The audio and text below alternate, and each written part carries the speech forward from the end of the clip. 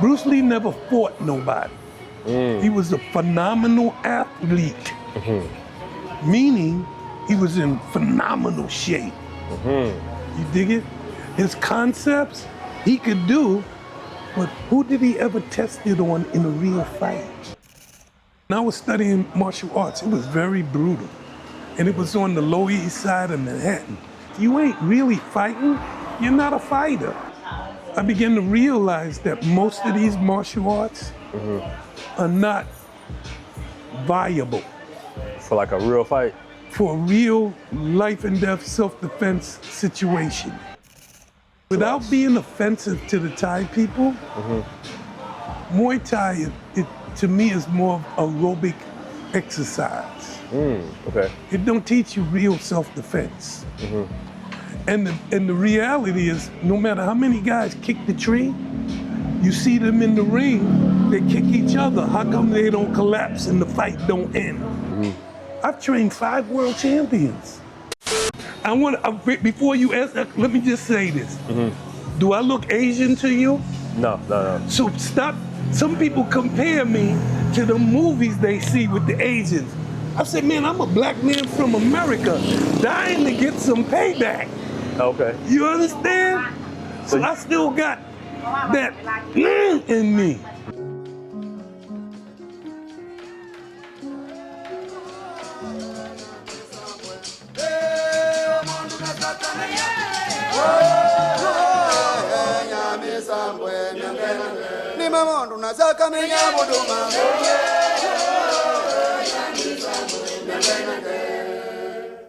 Murina lolu mulanga mkwele nkwenza nyama mebeti kambu bakota nganu bakola mbombe pinya myubi bamulundo bamayika na ngombe abo.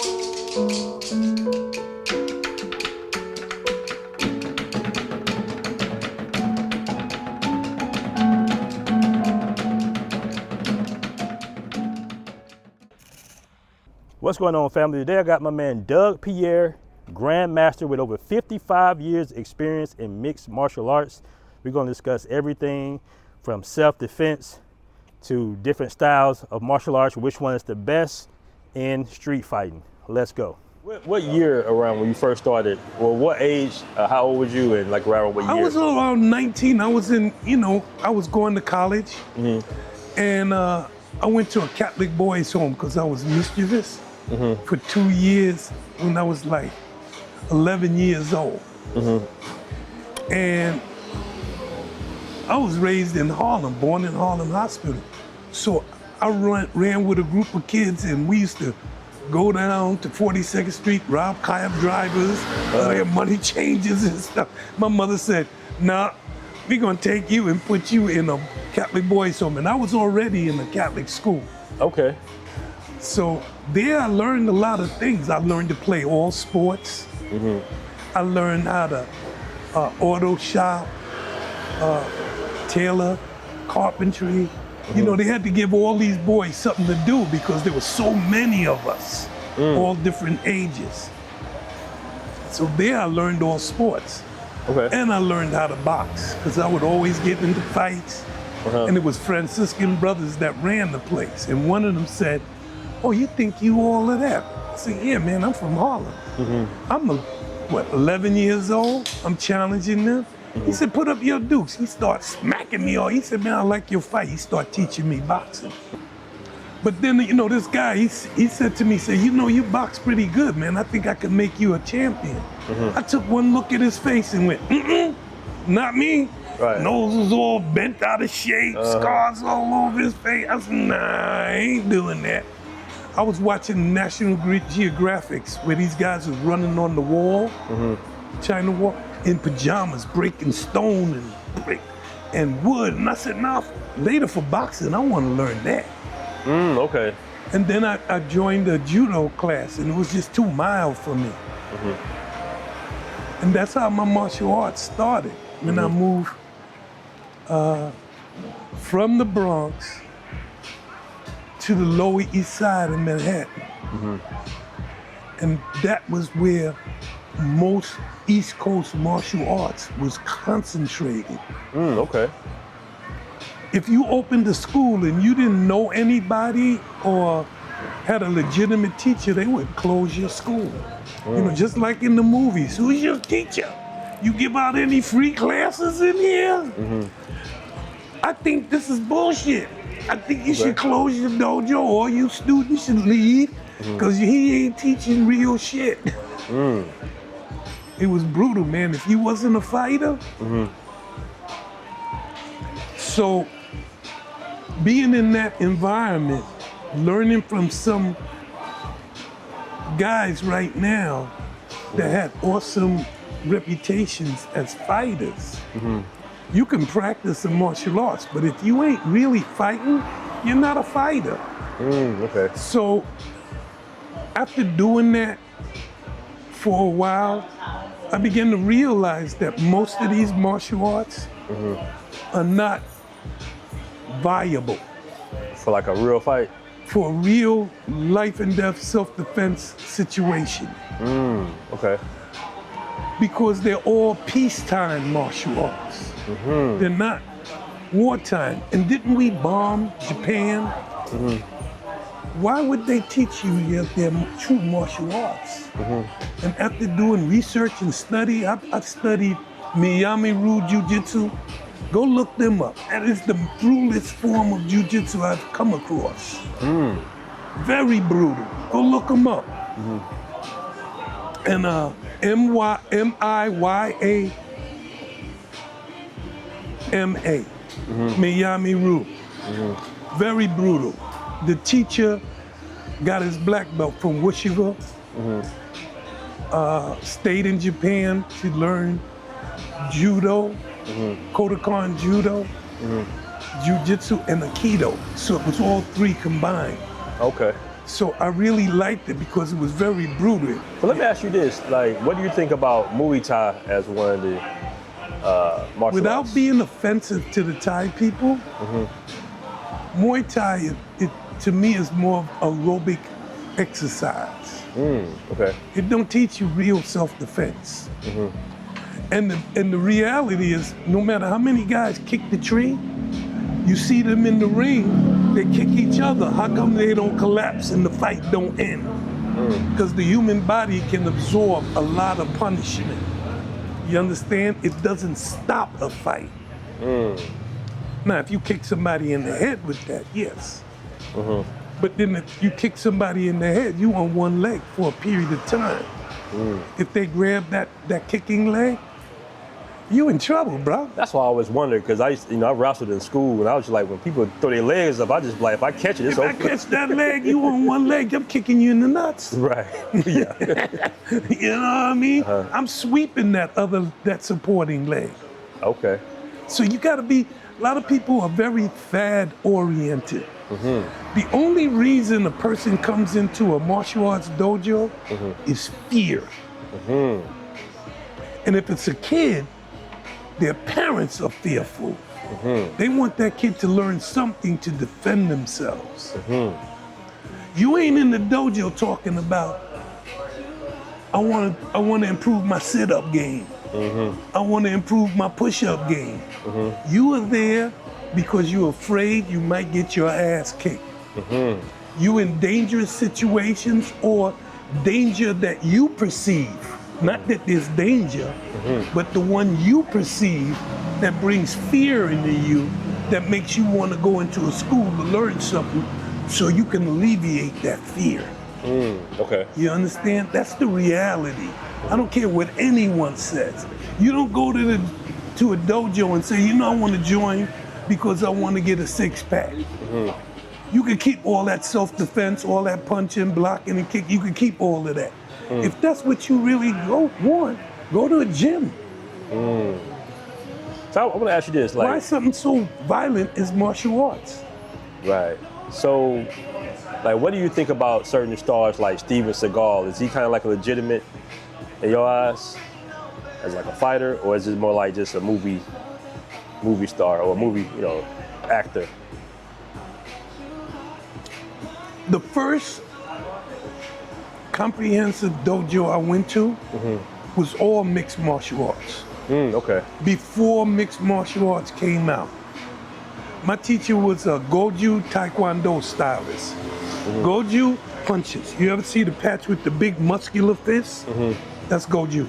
Okay. And Taekwondo, he was 6'6". And he could kick you behind your head and you wouldn't even know it was coming.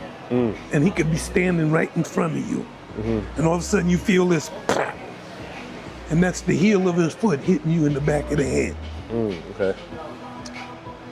But he didn't think that was enough. So we were learning judo. We had to learn judo throws.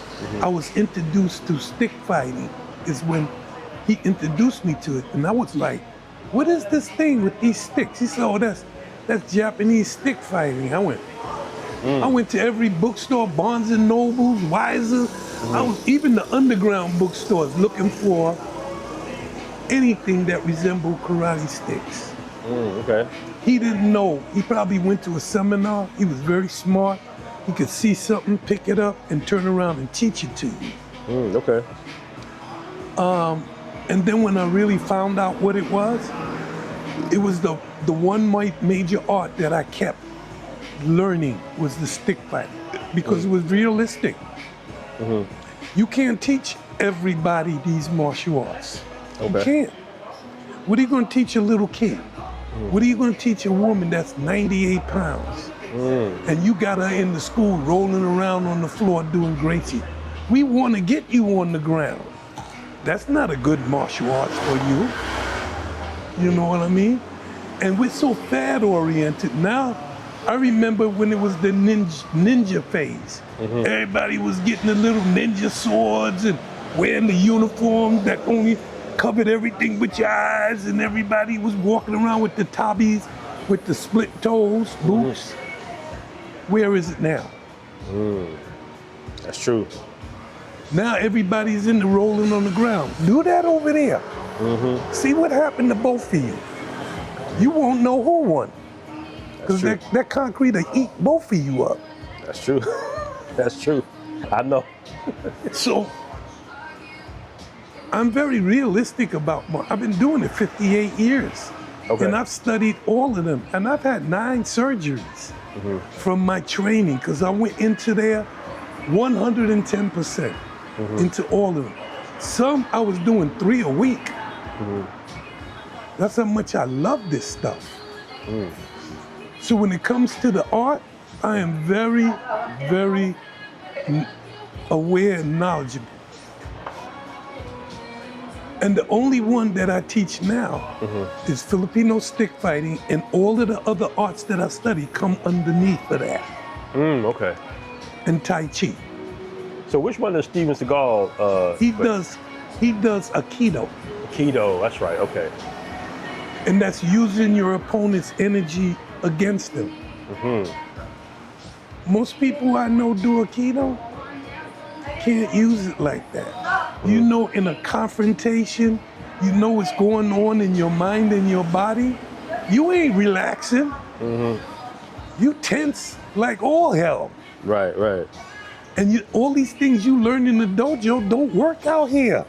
And how do you know if you've never used it out here? So you think boxing is better, like for self-defense, street fighting? Okay. A boxer has better hand moves than a karate man. A boxer will eat a karate man's ass. If that karate man ain't kicking, he gonna get beat up. Okay. Period. He gonna get beat up, and I used to box.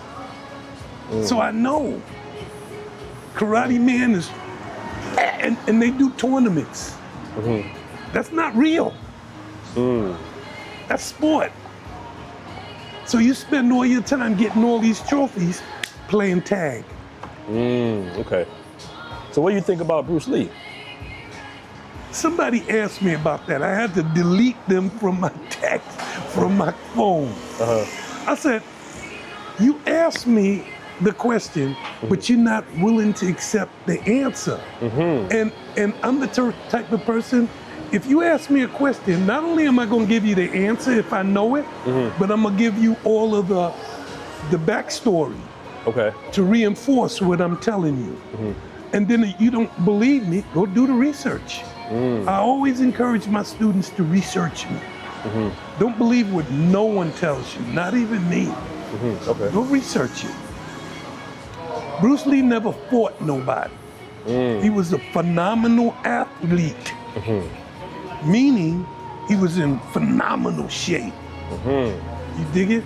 His concepts he could do, but who did he ever test it on in a real fight?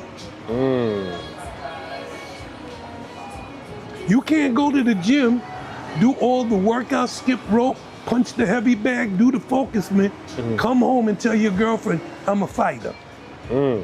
How you gonna do that? You could go to the gym, pump all kind of iron and shit, be in phenomenal shape and tell somebody, I'm a fighter. You're only a fighter when you fight. Win or lose. If you get your ass kicked 10 times, you could always say, yeah, I'm a fighter. I'm not a winner, but I'm a fighter. I will fight your ass. Right. That's a good point. Let's get real, man. I've trained 5 world champions.